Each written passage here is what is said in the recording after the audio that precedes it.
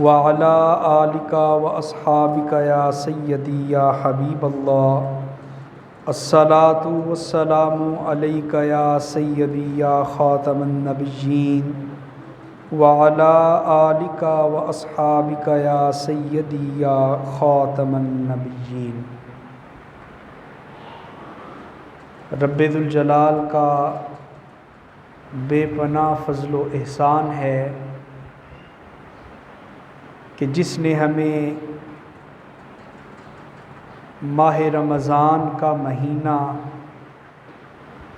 اور پھر اس میں جمعۃ المبارک کی بابرکت گھڑیاں نصیب فرمائی ہیں۔ دعا ہے کہ اللہ تعالی ماہ رمضان کے اس جمعہ کو ہم سب کی بخشش اور مغفرت کا ذریعہ بنائے۔ 3 رمضان حضرت سیدہ کائنات سیدہ خاتون جنت سلام اللہ علیہا کا یوم وصال ہے، تو اس لیے آپ کی بارگاہ میں خراج عقیدت پیش کرنے کے لیے چند باتیں آپ کی سیرت میں، آپ کی فضائل میں ذکر کرنے کی کوشش کی جائے گی، اس احساس کے ساتھ کہ حضرت سیدہ کائنات کا مقام اتنا بلند و بالا ہے کہ جن کا ذکر کرتے ہوئے بڑے بڑے بزرگ بھی اپنی گردنیں جھکا لیتے ہیں اور ادب سے اور حیا سے اپنی آنکھوں کو نیچا کر لیتے ہیں۔ ہمارے پاس یقیناً نہ وہ علم ہے، نہ وہ الفاظ ہیں، نہ وہ فن ہے کہ آپ کا تذکرہ کما حقہ کیا جا سکے، مگر اس نیت کے ساتھ آپ کا ذکر کیا جا رہا ہے کہ اللہ تعالی پاک لوگوں کے ذکر کی برکت سے اللہ ہمارے ظاہر اور باطن کو بھی پاک فرما دے۔ ایک بنیادی بات یاد رکھنی چاہیے کہ اللہ تعالیٰ نے اپنے حبیب مکرم کو جو چیز بھی عطا فرمائی ہے بے مثل و بے مثال عطا فرمائی ہے۔ اللہ تعالیٰ نے حضور کو رمضان دیا جو سارے مہینوں کا سردار ہے،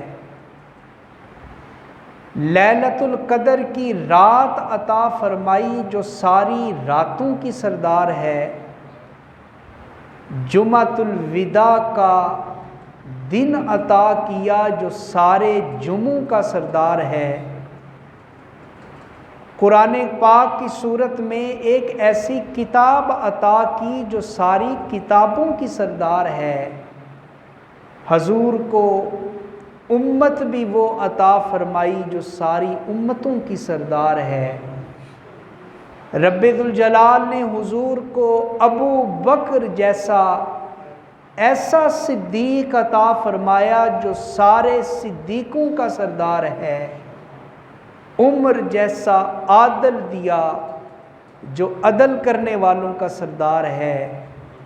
عثمان جیسا سخی عطا فرمایا جو سارے سخیوں کا سردار ہے، اور مولا علی جیسا ولی عطا فرمایا جو سارے ولیوں کا سردار ہے۔ اور رب ذوالجلال نے حضور کو حضرت سیدہ طیبہ طاہرہ راکعہ ساجدہ راضیہ مردیہ حضرت سیدہ فاطمہ الزہرا کی صورت میں ایک ایسی عظیم بیٹی عطا فرمائی ہے جو ساری جنتی عورتوں کی سردار ہے۔ گویا اللہ تعالیٰ نے کائنات کی ساری فضیلتیں، ساری برکتیں اور ساری سرداریاں جمع کر کے اپنے حبیب کے دامن میں عطا فرما دی ہیں۔ حضور کو اللہ نے جو چیز بھی عطا فرمائی ہے وہ بے مثل و بے مثال عطا فرمائی ہے۔ نبی پاک صلی اللہ علیہ وسلم کی ظاہری عمر 25 سال تھی کہ جب آپ کا نکاح ہوتا ہے حضرت سیدہ خدیجۃ الکبریٰ رضی اللہ تعالی عنہا کے ساتھ۔ اللہ تعالیٰ نے حضور کو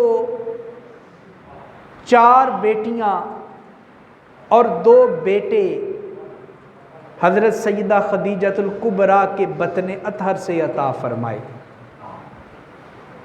اور یاد رکھیں کہ حضور کی ساری بیویوں میں سے حضرت خدیجۃ الکبریٰ وہ واحد بیوی ہیں کہ جن سے اللہ نے حضور کو اولاد عطا فرمائی ہے، اور بیویوں میں سے حضور کی کوئی اولاد نہیں تھی۔ حضور کا ایک اور بیٹا بھی تھا جو ایک لونڈی اور ایک کنیزہ سے تھا، مگر جہاں تک تعلق ہے حضور کی بیویوں کا تو حضور کی ساری بیویوں میں سے صرف حضرت سیدہ خدیجۃ الکبریٰ کے بطن سے اللہ نے حضور کو اولاد عطا فرمائی ہے۔ 4 بیٹیاں اور 2 بیٹے، حضرت قاسم اور حضرت ابراہیم یہ حضور کے 2 بیٹے تھے، 2 شہزادے تھے جو اللہ تعالیٰ نے اپنی حکمت اور اپنی تقدیر سے بچپن کے اندر ہی اپنے پاس بلا لیے۔ 4 بیٹیاں حضور کو عطا فرمائیں، حضرت زینب، حضرت رقیہ، حضرت ام کلثوم اور حضرت سیدہ فاطمہ الزہرا رضی اللہ تعالی عنہن۔ حضور باپ ہونے کی حیثیت سے ساری بیٹیوں سے پیار کرتے، ساری بیٹیاں حضور کے جگر کا ٹکڑا تھیں، ساری شہزادیاں حضور کی آنکھوں کا تارا تھیں، مگر سب سے زیادہ پیار اور محبت وہ حضرت سیدہ فاطمہ الزہرا رضی اللہ تعالی عنہا کے حصے میں آیا ہے۔ اور اس کی ایک وجہ علماء اسلام نے یہ بیان فرمائی ہے کہ چونکہ حضور علیہ الصلاۃ والتسلیم کی نرینہ اولاد، حضور کے بیٹے، حضور کے شہزادے، جب ان کا انتقال ہوا تو مکہ کے شریر لوگوں نے اور فسادی لوگوں نے یہ کہنا شروع کر دیا کہ معاذ اللہ پیغمبر اسلام کے بیٹے اس دنیا سے چلے گئے،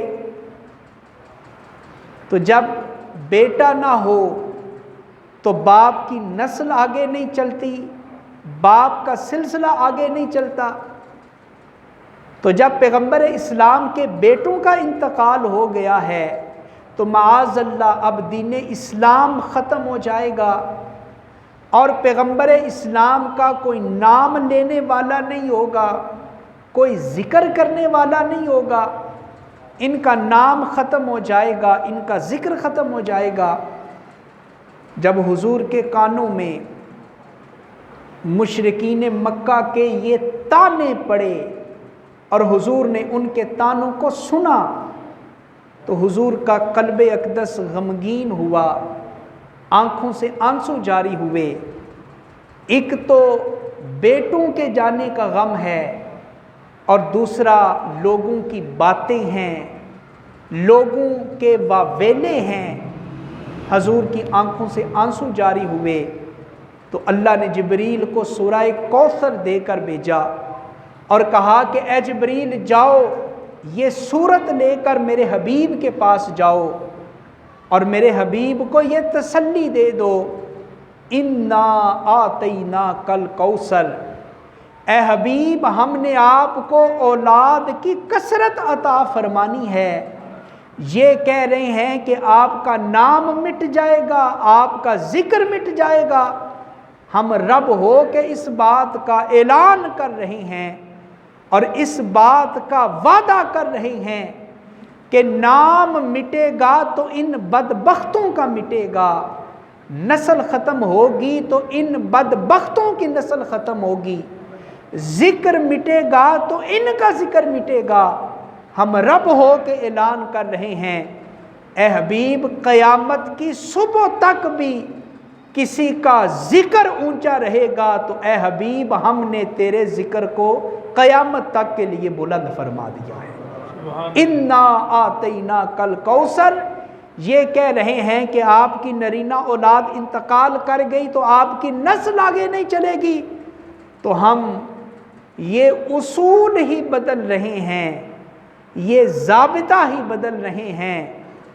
دنیا والوں کے لیے اصول یہ ہے کہ ان کی نسل تو ان کے بیٹوں سے چلے گی، مگر اے حبیب آپ کے لیے اصول اور ضابطہ یہ ہے کہ آپ کی نسل آپ کے بیٹوں سے نہیں، آپ کی پیاری بیٹی سیدہ خاتون جنت سے آپ کی نسل کو ہم زندہ رکھیں گے، آپ کی نسل آپ کی بیٹی سے چلے گی۔ اور یہی وجہ ہے کہ حضور علیہ الصلاۃ والتسلیم کی جو باقی بیٹیاں تھیں ان کی بھی اولاد ہوئی، مگر ان کی اولاد بھی جوانی کو نہیں پہنچ سکی اور ان کا بھی بچپن پہ اندر ہی انتقال ہو گیا۔ صرف حضرت سیدہ فاطمہ الزہرا رضی اللہ تعالی عنہا، آپ کی ذات وہ ذات ہے کہ جن کا نکاح حضرت مولا علی شیر خدا کرم اللہ وجہ الکریم سے ہوتا ہے، اور پھر ان سے حضرت امام حسن پیدا ہوتے ہیں، امام حسین پیدا ہوتے ہیں، اور پھر ان سے آگے اولاد کا سلسلہ جاری ہوتا ہے۔ آپ ذرا غور کریں کہ حضرت سیدہ فاطمہ الزہرا کا مقام و مرتبہ کتنا اونچا ہے۔ ذرا غور کیجئے گا اس جملے کے اوپر کہ گلشن مصطفیٰ کے جتنے پھول کھلے ہیں وہ سارے کے سارے گلشن سیدہ فاطمہ الزہرا کے گود سے کھلے ہیں۔ گلشن مصطفیٰ سے جتنے پھول کھلے ہیں وہ سارے گلشن فاطمہ کے دامن سے نکلے ہیں۔ حضرت امام حسن حضرت سیدہ فاطمہ الزہرا کے بطن سے پیدا ہوئے، حضرت امام حسین آپ کے بطن سے پیدا ہوئے، حضرت امام جعفر صادق آپ کی نسل سے ہیں، حضرت امام باقر آپ کی نسل سے ہیں، حضرت امام نقی، امام تقی، امام نقی آپ کی نسل سے ہیں، حتیٰ کہ قرب قیامت میں حضور نے فرمایا امام مہدی آئیں گے تو وہ بھی میری نسل یعنی میری بیٹی فاطمہ کی نسل سے آئیں گے۔ حضرت خواجہ معین الدین چشتی اجمیری بھی سید ہیں، آپ بھی سیدہ خاتون جنت کی نسل سے ہیں۔ تاجدار گولڑا آپ بھی سیدہ کی نسل سے ہیں، تاجدار علی پور سیدہ شریف بھی آپ کی نسل سے ہیں، حضرت داتا گنج بخش علی حجویری بھی آپ کی نسل سے ہیں، اور غوث اعظم شیخ عبد القادر جیلانی کی رگوں میں بھی خون دوڑ رہا ہے تو حضرت سیدہ فاطمہ الزہرا کا خون دوڑ رہا ہے۔ اعلیٰ حضرت نے اسی لیے کہا کہ تیری نسل پاک میں ہے بچہ بچہ نور کا، تو ہے عین نور تیرا سب گھرانہ نور کا۔ اب دیکھیں حضرت امام حسن و حسین اور پھر آگے آپ کی اولاد اور پھر حضرت غوث اعظم، یہ سارے وقت کے امام ہیں، اپنے اپنے وقت کے سردار ہیں، وقت کے ولی اللہ ہیں۔ تو ذرا غور کریں، جس کی اولاد اتنا اونچا مقام رکھتی ہے اس اولاد کی والدہ حضرت سیدہ کائنات کو اللہ نے کس قدر بلندیاں عطا فرمائی ہوں گی، کس قدر عروج عطا فرمایا ہوگا۔ حضور کے ایک صحابی ہیں، ان کا نام ہے حضرت حذیفہ رضی اللہ تعالی عنہ۔ حضرت حذیفہ ایک دفعہ حضور کی خدمت میں حاضر ہوئے، شام کا وقت تھا، ان کی جو حاجت تھی، جو کام تھا وہ پورا ہوا، واپس جانے لگے تو آپ نے کیا دیکھا کہ حضور علیہ الصلاۃ والتسلیم مسکراتے ہیں اور آپ کے لبوں کے اوپر مسکراہٹ بکھر جاتی ہے۔ حضرت حذیفہ جب حضور کو مسکراتا ہوا دیکھتے ہیں تو حضرت حذیفہ عرض کرتے ہیں، اے اللہ کے رسول صلی اللہ علیہ وسلم، اللہ تعالیٰ آپ کی مسکراہٹ کو اور آپ کے مسکرانے کو اسی طرح باقی رکھے، مگر حضور آپ کے مسکرانے کی وجہ کیا ہے؟ ایسی کوئی بات تو نہیں ہوئی ہمارے درمیان کہ آپ مسکرائیں؟ تو حضور میرے اور آپ کے علاوہ تیسرا یہاں پہ اور موجود بھی کوئی نہیں، تو آپ مسکرا کیوں رہے ہیں؟ تو حضور نے فرمایا، ان ھذا مالک لم ینزل الارض قط۔ اے حذیفہ، مسکرانے کی وجہ یہ ہے، یہ میرے پاس ایک فرشتہ آیا ہے اور جب سے زمین و آسمان بنے ہیں تب سے لے کے آج تک پہلے کبھی نہیں آیا، پہلی دفعہ زمین کے اوپر آیا ہے۔ جب پہلی دفعہ آیا ہے تو پتہ چلا کوئی خاص پیغام لے کے آیا ہوگا۔ حضور کیا پیغام لے کے آیا ہے؟ فرمایا یہ دو کام کرنے کے لیے آیا ہے، دو پیغام لینے کے لیے آیا ہے۔ پہلا کام یہ، اس نے رب کی بارگاہ میں عرض کی تھی، اے باری تعالیٰ مجھے اجازت دے، میں زمین میں جا کر تیرے حبیب کی بارگاہ میں دست بستہ جا کے سلام عرض کرنا چاہتا ہوں۔ یہ میری بارگاہ میں مجھے سلام کرنے کے لیے آیا ہے، مجھے سلامی دینے کے لیے آیا ہے۔ اور دوسرا کام، دوسری خبر، حضور نے فرمایا بشرانی، بشرانی، یہ مجھے خوشخبری دینے کے لیے آیا ہے، یہ مجھے بشارت دینے کے لیے آیا ہے۔ حضور کس چیز کی بشارت، کس چیز کی خوشخبری؟ فرمایا یہ مجھے خوشخبری دینے کے لیے آیا ہے اس بات کے اوپر کہ ان فاطمہ سیدۃ نساء اہل الجنہ، بشارت یہ ہے کہ اللہ نے میری بیٹی فاطمہ کو جنتی عورتوں کا سردار بنا دیا ہے۔ یہ وہی لے کے آیا ہے، یہ اللہ کا پیغام لے کے آیا ہے، یہ اللہ کا پیغام لے کے آیا ہے کہ حضور آپ کو مبارک ہو، اللہ نے آپ کی بیٹی فاطمہ کو جنتی عورتوں کی سردار بنا دیا ہے۔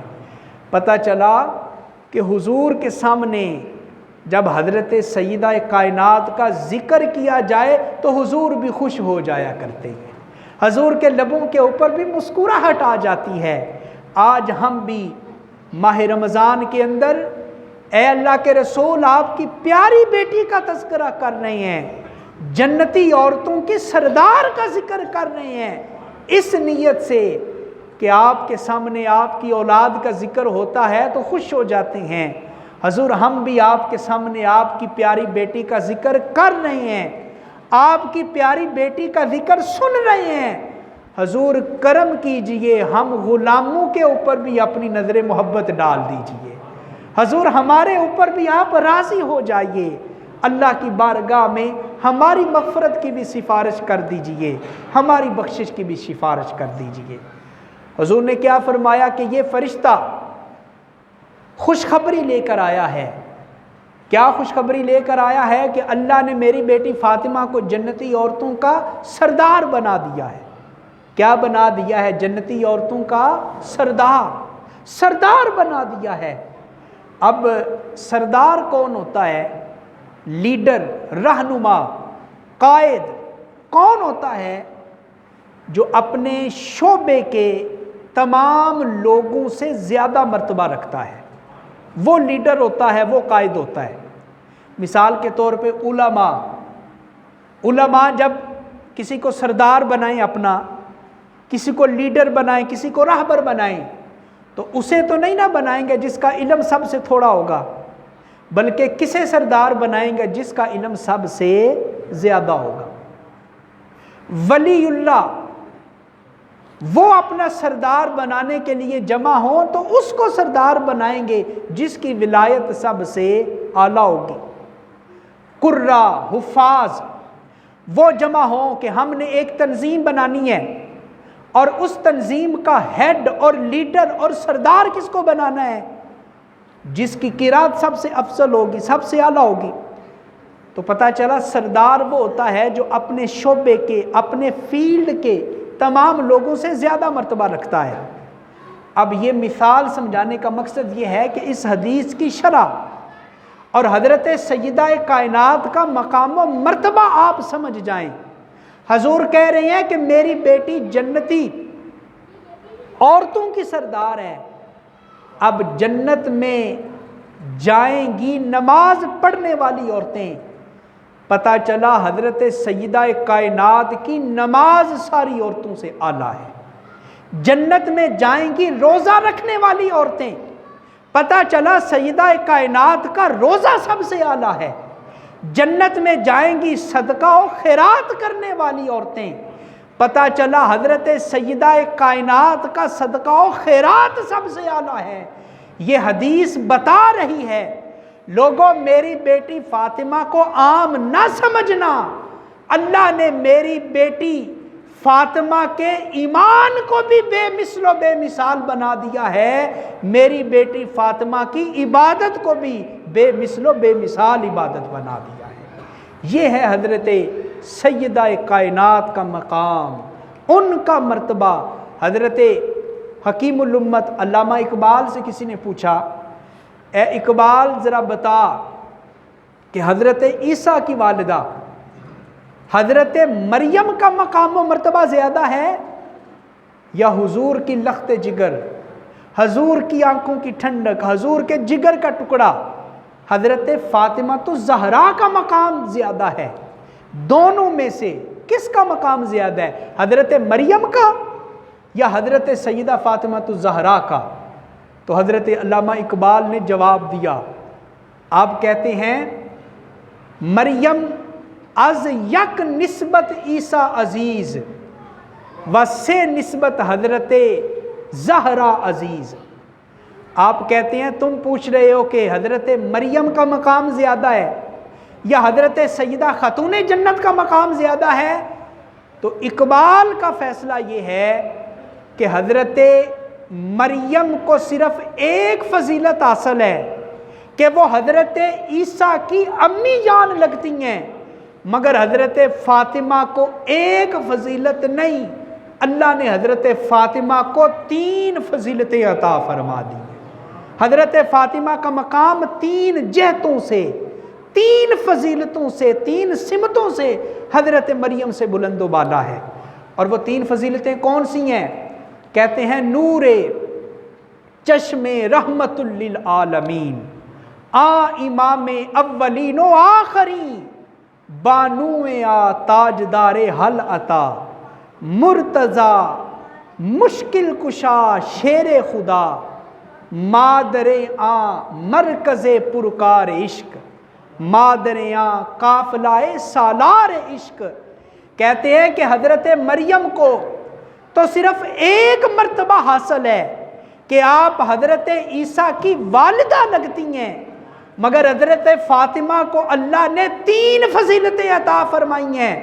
ایک فضیلت یہ ہے کہ آپ جناب رحمت للعالمین کی بیٹی لگتی ہیں، دوسری فضیلت یہ ہے کہ مرتضی مشکل کشا شیر خدا، یعنی حضرت علی شیر خدا کی بیوی لگتی ہیں، اور تیسری فضیلت اللہ نے آپ کو یہ عطا کی ہے کہ آپ جنتی جوانوں کے سردار حضرت امام حسن و حسین کی امی جان لگتی ہیں۔ تو کہا حضرت مریم کا بھی بڑا اونچا مقام ہے، مگر حضرت مریم سے بھی اونچا مرتبہ اور اونچا مقام اللہ نے عطا فرمایا ہے تو حضرت سیدہ فاطمہ تو زہرا کو عطا فرمایا ہے۔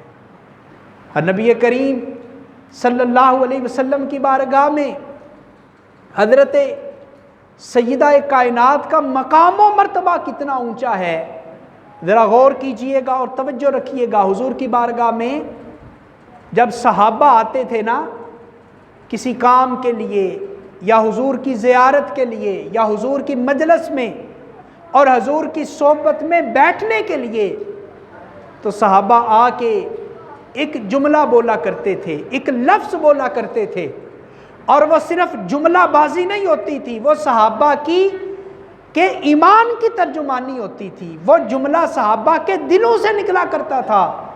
جب صحابہ حضور کی بارگاہ میں آتے تو وہ آ کر کہتے تھے فدا کا ابی و امی یا رسول اللہ، اے اللہ کے رسول میرے ماں باپ آپ کی حرمت پہ قربان، میرے ماں باپ آپ کی ناموس پہ قربان، میرے ماں باپ آپ کی عزت پہ قربان۔ یہ جملہ کہتے تھے، حضرت ابو بکر بھی کہتے تھے، جناب عمر فاروق بھی کہتے تھے، جناب عثمان غنی بھی کہتے تھے، جناب مولا علی بھی کہتے تھے، حضرت بلال حبشی بھی کہتے تھے، جناب سلمان فارسی بھی کہتے تھے، صہیب رومی بھی کہتے تھے۔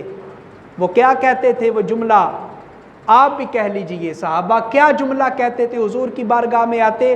وہ کہتے فدا کا ابی و امی یا رسول اللہ۔ یہ جملہ بولنے ذرا محبت سے، فدا کا ابی و امی یا رسول اللہ، اے اللہ کے رسول میری ماں بھی آپ کے قدموں پہ قربان، میرے باپ بھی آپ کے قدموں پہ قربان۔ یہ جملہ صحابہ کہتے تھے، مگر حضرت سیدہ خاتون جنت سیدہ فاطمہ الزہرا کا مقام و مرتبہ یہ ہے کہ جب حضرت سیدہ حضور کی بارگاہ میں آتی تو حضور حضرت فاطمہ کو دیکھ کے کہا کرتے تھے فدا کے ابی و امی یا فاطمہ، تو اے فاطمہ سارے صحابہ اپنے ماں باپ میرے قدموں کے اوپر قربان کرتے ہیں، اور جو جو کلمہ پڑھنے والا ہے وہ اپنے ماں باپ میرے اوپر قربان کرتا ہے، مگر اے فاطمہ میرے دل میں تیری اتنی محبت ہے کہ سارے اپنا ماں باپ میرے اوپر قربان کرتے ہیں، مگر یاد رکھ میں اللہ کا رسول یہ کہتا ہوں اے فاطمہ میری ماں بھی تیرے اوپر قربان ہے، میرا باپ بھی تیرے اوپر قربان ہے۔ یہ مقام ہے حضرت سیدہ خاتون جنت کا کہ جن کو حضور یہ کہیں اے فاطمہ میری ماں بھی تیرے اوپر فدا، میرا باپ بھی تیرے اوپر فدا۔ اب ذرا غور کریں کہ جس ہستی کے بارے میں اللہ کے رسول یہ جملہ کہہ دیں اس ہستی کو اللہ نے کتنا اعلیٰ مقام دیا ہوگا، کتنا اونچا مقام دیا ہوگا۔ اور حضرت سیدہ کائنات اور نبی کریم صلی اللہ علیہ وسلم کی باقی بیٹیاں حضور کا معمول سنیں، اللہ تعالیٰ نے جس جس کو بیٹیاں عطا فرمائی ہیں وہ ذرا غور سے یہ جملے سنیں۔ حضور علیہ الصلاۃ والتسلیم کتنی محبت کرتے تھے اپنی بیٹیوں سے اور کتنی شفقت دیتے تھے، کتنا پیار دیتے تھے۔ روایات میں آتا ہے کہ جب حضور کی شہزادیاں، حضور کی بیٹیاں آپ کے پاس آتی تھیں تو حضور اٹھ کے کھڑے ہو کے اپنی بیٹیوں کا استقبال کیا کرتے تھے، اور بالخصوص جب حضرت سیدہ فاطمہ الزہرا رضی اللہ تعالی عنہا حضور کی بارگاہ میں آتی، حضور کھڑے ہو کے اپنی بیٹی کا استقبال کرتے۔ فَأَجْلَسَهَا فِي مَجْلِسِهِ، صرف استقبال ہی نہیں کرتے تھے، حضور اپنی جگہ کے اوپر اپنی پیاری بیٹی فاطمہ الزہرا کو بٹھا دیا کرتے تھے، اور پھر حضور حضرت فاطمہ الزہرا کی پیشانی کے اوپر بوسہ دیا کرتے تھے۔ ایک دفعہ حضرت خدیجہ نے پوچھا اے میرے شوہر محترم آپ اپنی بیٹی کی پیشانی پہ کیوں بوسہ دیتے ہیں؟ حضور نے فرمایا اس لیے جب میں اپنی بیٹی کی پیشانی کو چومتا ہوں تو اپنی بیٹی کی پیشانی سے مجھے جنت کی خوشبو آیا کرتی ہے، مجھے جنت کی خوشبو آتی ہے، اس لیے میں اپنی بیٹی کی پیشانی کو چومتا ہوں۔ اللہ نے جس جس کو بیٹی دی ہے وہ ذرا حضور کی سنت پہ عمل کرے، اپنی بیٹی گھر آئے تو دل کشادہ کر کے اس کا استقبال کرو، بیٹی کو عزت دو، بیٹی کو احترام دو۔ حضور نے اس وقت بیٹی کو عزت دی ہے جب حضور کے گھر میں پہلی اولاد ہوئی بیٹی کی صورت میں، حضرت زینب رضی اللہ تعالی عنہا اور داعیہ نے جا کر ڈرتے ڈرتے سہم سہم کے خوف کرتے ہوئے حضور کو یہ کہا کہ آپ کے گھر میں بیٹی ہوئی ہے۔ وہ ڈر رہی تھی، چونکہ مکے کا ماحول یہ تھا نا، وہ لوگ بیٹیوں کے وجود کو نہیں برداشت کرتے تھے، بیٹیوں سے نفرت کرتے تھے کہ کل یہ جوان ہوگی تو کوئی ہمارا داماد بنے گا، کوئی ہمارا بہنوئی بنے گا۔ اس لیے زیادہ تر قبیلوں میں رواج یہ تھا، بچیوں کو پیدا ہوتے ہی زندہ درگور کر دیتے تھے۔ اور اسی حالات کے تناظر میں داعیہ نے ڈرتے ڈرتے کانپتے کانپتے حضور کو خبر دی کہ بیٹی کی پیدائش کی خبر دے رہی ہوں، باقی مردوں کی طرح پتہ نہیں ان کا رد عمل کیا ہوتا ہے۔ تو جب اس نے ڈرتے ڈرتے خبر دی اور کہا کہ اللہ نے آپ کو بیٹی عطا فرمائی ہے، تو یہ سن کر حضور کی آنکھوں میں اللہ کی بارگاہ میں شکر ادا کرنے کے لیے حضور کی آنکھوں میں آنسو آ گئے، اور حضور نے کہا الحمدللہ رب العالمین، اللہ تیرا شکر ہے کہ تو نے مجھے بیٹی کی دولت عطا فرمائی ہے۔ اور پھر حضور نے اپنی بیٹی کو اٹھایا اور اس کے ماتھے کو چوما، اس کو بوسہ عطا کیا۔ تاریخ دان لکھتے ہیں عرب کی سرزمین کے اوپر بیٹی کی پیدائش کے اوپر یہ پہلا بوسہ تھا جو اللہ کے نبی نے اپنی بیٹی کو عطا فرمایا۔ پہلا بوسہ، لوگ اپنی بیٹیوں کے وجود سے نفرت کرتے تھے، بیٹیوں کے پیدائش کی خبر ملتی تو غصے سے لال پیلے ہو جاتے تھے، کئی کئی دن بیٹی کا چہرہ نہیں دیکھتے تھے۔ مگر مورخ لکھتا ہے مکے کی سرزمین اور عرب کی سرزمین میں بیٹی کی پیدائش کے اوپر یہ پہلا بوسہ تھا جو رحمت للعالمین نے اپنی نومولود بیٹی کے سر پہ عطا فرمایا تھا۔ اور حضور نے یہ بوسہ دے کر اور بیٹی کی آمد پہ کھڑے ہو کر اور بیٹی کو اپنی جگہ پہ بٹھا کر اور بیٹی کا ماتھا چوم کر لوگوں کو یہ سبق دیا ہے، اے اپنی بیٹیوں سے نفرت کرنے والوں، اے اپنی بیٹیوں کو حقارت کی نظر سے دیکھنے والوں، اللہ نے مجھے نبی بنا کر بھیجا ہے، دیکھو میں اللہ کا نبی اپنی بیٹیوں سے کتنا پیار کر رہا ہوں، اپنی بیٹیوں کو کتنی شفقتیں دے رہا ہوں۔ اور بالخصوص سنیے گا، قرآن پاک میں بھی آتا ہے وَإِذَا بُشِّرَ أَحَدُهُمْ بِالْأُنْثَىٰ ظَلَّ وَجْهُهُ مُسْوَدًّا وَهُوَ كَظِيمٌ، اللہ فرماتا ہے کہ جب انہیں خوشخبری دی جائے کہ تمہارے گھر میں بیٹی کی ولادت ہوئی ہے، اللہ کہہ رہا ہے خوشخبری، بیٹے کی ولادت کو اللہ بشارت کہہ رہا ہے، اللہ قرآن میں خوشخبری کا ٹائٹل دے رہا ہے کہ جب انہیں بشارت دی جاتی ہے کہ تمہارے گھروں میں اللہ نے بیٹی کی دولت عطا فرمائی ہے، تو کیا ہوتا ہے ظل وجہہ مسودہ وہو کظیم، وہ غصے میں آ جاتے ہیں، وہ لال پیلے ہو جاتے ہیں، ان کے چہرے کا رنگ سیاہ پڑ جاتا ہے، ان کے چہرے کے زاویے بدل جاتے ہیں کہ بیٹی پیدا ہو گئی۔ یہ اللہ نے صفت بیان کی ہے مکہ کے ان لوگوں کی، مگر معذرت کے ساتھ نبی کا کلمہ پڑھنے والے جو ہم امتی ہیں، جو ہم غلام ہیں، ہمارے گھروں میں بھی جب بیٹیوں کی ولادت ہوتی ہے تو الا ماشاءاللہ جتنی خوشی بیٹے کی ولادت پہ کرتے ہیں اتنی خوشی بیٹی کی ولادت پہ نہیں کرتے ہیں۔ کیوں؟ بیٹا کیوں نہیں پیدا ہوا؟ اس لیے کہ بیٹا پیدا ہوتا تو میرا نام لینے والا کوئی ہوتا، میری نسل آگے چڑھانے والا کوئی ہوتا، میرا کاروبار آگے بڑھانے والا کوئی ہوتا، بیٹا کیوں نہیں پیدا ہوا؟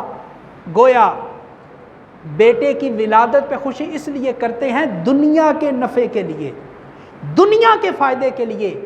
یہ جو بات میں کر رہا ہوں میں آپ کی توجہ چاہتا ہوں، ساری توجہ میری طرف رکھیے گا ان جملوں کے اوپر۔ لوگ بیٹے کی ولادت کیوں چاہتے ہیں؟ بیٹے کی دعا کیوں مانگتے ہیں؟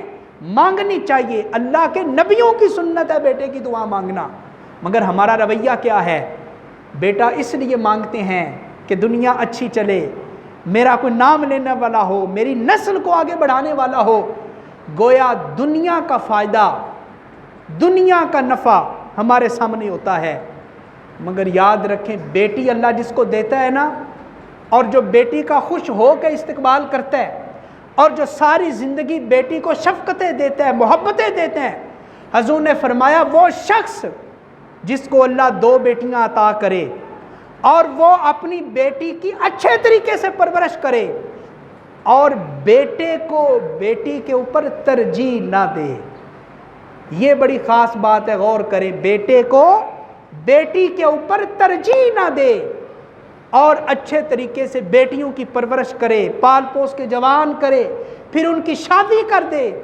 حضور نے فرمایا کل جب وہ جنت میں جائے گا اللہ اسے جنت میں میرا پڑوس عطا فرما دے گا، میری سنگت عطا فرما دے گا. ذرا غور کرو، جو توجہ میں آپ کی چاہتا ہوں، بیٹا بھی اللہ کی رحمت ہے، اللہ کی نعمت ہے، مانگنا چاہیے، بہت بڑا اللہ کا انعام ہے.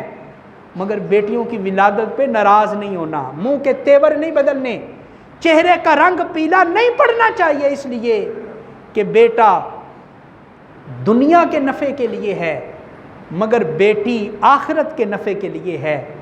دنیا فانی، دنیا کا مال فانی، دنیا کی ہر چیز فانی، آخرت ہمیشہ کے لیے ہے.